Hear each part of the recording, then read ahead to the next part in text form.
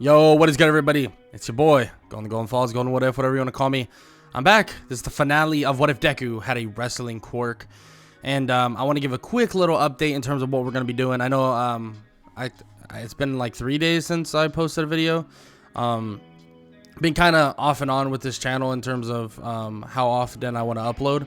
But today, you'll get a video. Obviously, you'll get a video a little late. This will be the video you're getting. Coming out a little later than usual, but I'm sure that's fine.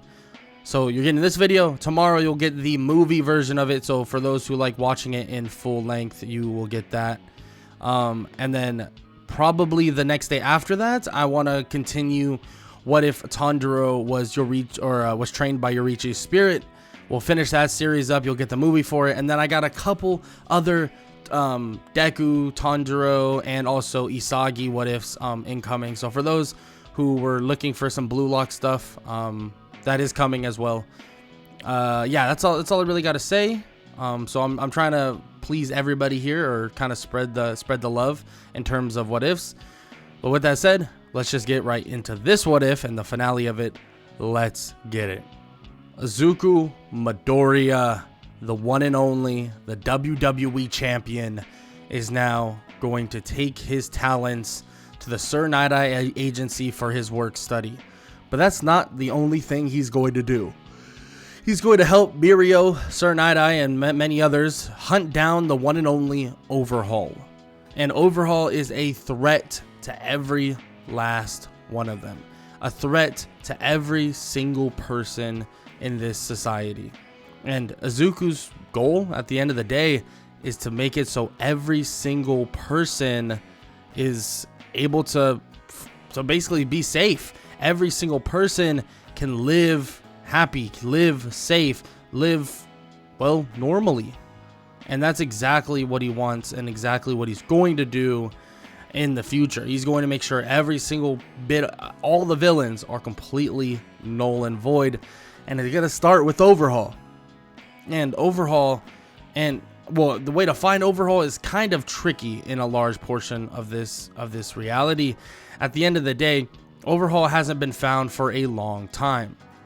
But ironically enough, when Izuku and Mirio go on their first little roam together, their first kind of patrol together, it seems that they bump into a little girl that is soon to be identified and dignified as a connection to Overhaul.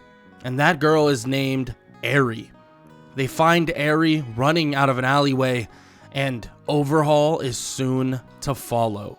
Overhaul stands there and basically tries to play it off like that's his daughter, saying that he's sorry that she just ran off and blah blah blah. She's clumsy and making trouble for heroes.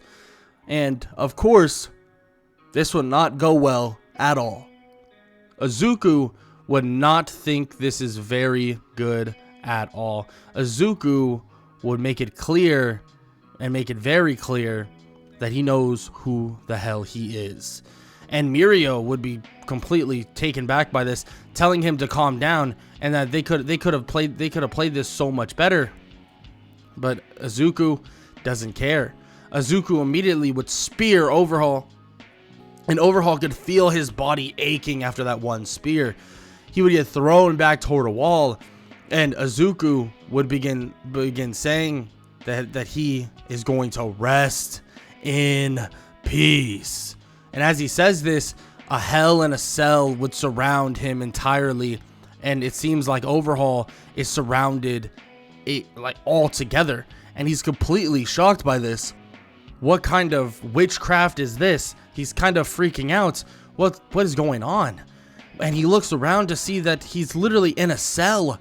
But not only is he in a cell, there's no way out. He can't even see the outside. He doesn't even know what's happening. And this terrifies him even more.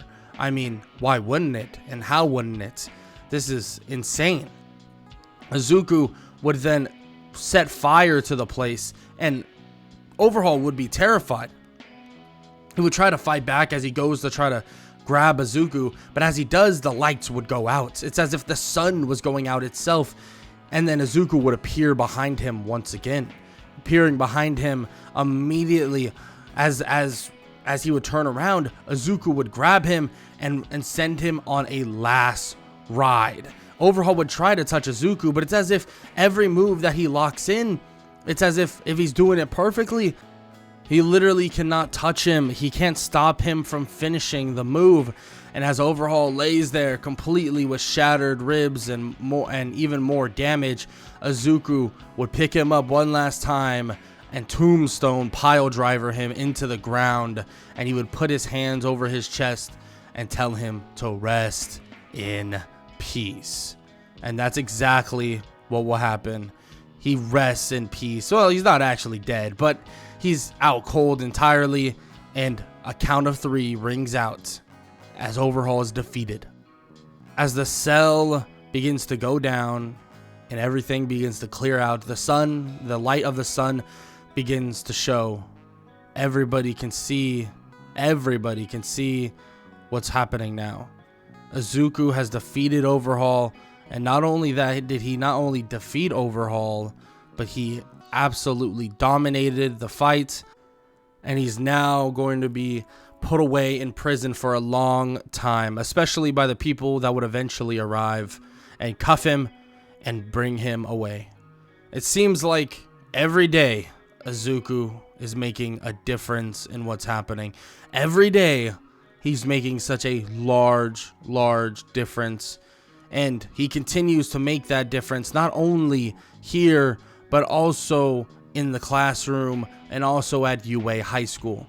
Leading up to his Class 1A versus Class 1B fight, Izuku would obviously be able to dominate everybody there, but they decide that for good proper training, Izuku will go heads up.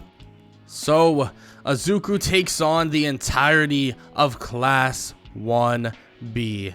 Yeah, the entirety of them. Class 1B. And Class 1B thinks that there's no way. I mean, come on, there's like 20 something of them, maybe more. I mean, there's just no way they're going to be able to beat them, or he's going to be able to beat them. But soon, well, let's just say the teacher for Class 1B sends them a bit of a reality check, saying that this kid is that strong and that they better be ready because he has no rules. He can do whatever he wants. And this kind of would terrify them in a way, because they're asking, how does this even matter? Like, what do you mean? They don't get it. And eventually, when the fight would begin, they would see Izuku waiting, but then as they see him, the lights would turn out, and then when the lights turned on, he would immediately RKO 2 people at the same time. And immediately, these double RKOs would knock out 2 of them, and Izuku would immediately spear another and F5 another, as he cuts down 1/4 almost of the entirety of Class 1B in a matter of seconds. Vlad King would look at them and shake his head and tell them they better get ready because there's still more to come. Izuku would grab one of them and suplex, but of course they would be able to get out using their quirks. People like Setsuna Tokage would be pretty hard to take care of because of her quirk, but at the same time, it wouldn't really matter.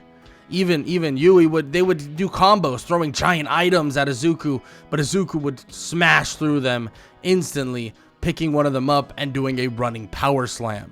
As he continues to do this, chants begin to ring out for Izuku, and all people can hear is Izuku chanting more and more, or more chants for Izuku, more and more and more.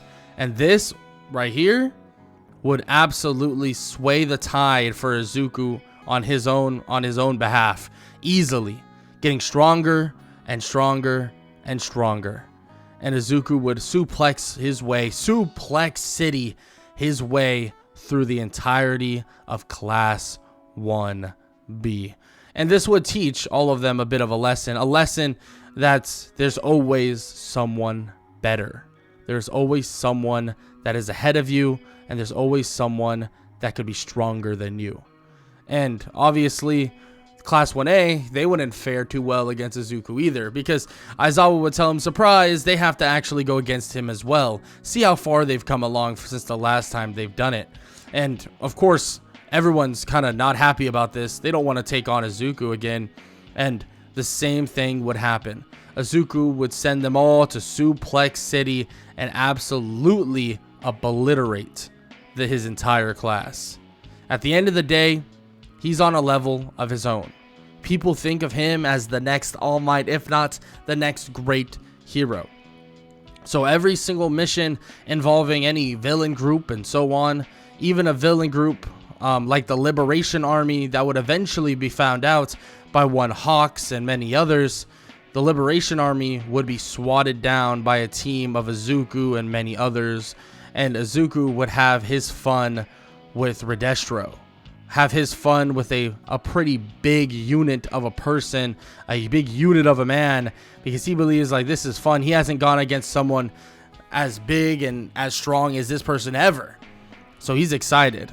And that's exactly what he should be. He should be excited. Because he begins to suplex his way through Redestro. And not only suplex his way through him, but all the heroes tear their way through that city. And soon, very soon, it seems like the entirety of Japan is cleansed from all villains. Cleansed from all the villains that you could possibly think of.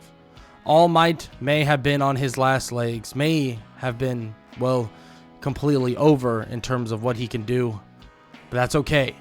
Someone is there to take his spot. Someone that has prevented so much calamity already. Someone that is only a young student. The reigning, defending, undisputed WWE champion, Izuku Midoriya, is the next #1 hero in the making, and the next one in line to be up front of even All Might himself. But with that said, his journey may continue on, but this is where the story ends. And if you enjoyed, leave a like, leave a sub, and leave a comment down below, all that good stuff. And I hope all you have an amazing day, and I hope y'all continue to enjoy the what ifs, because I have a lot more for you and I'm a lot more to come. Later.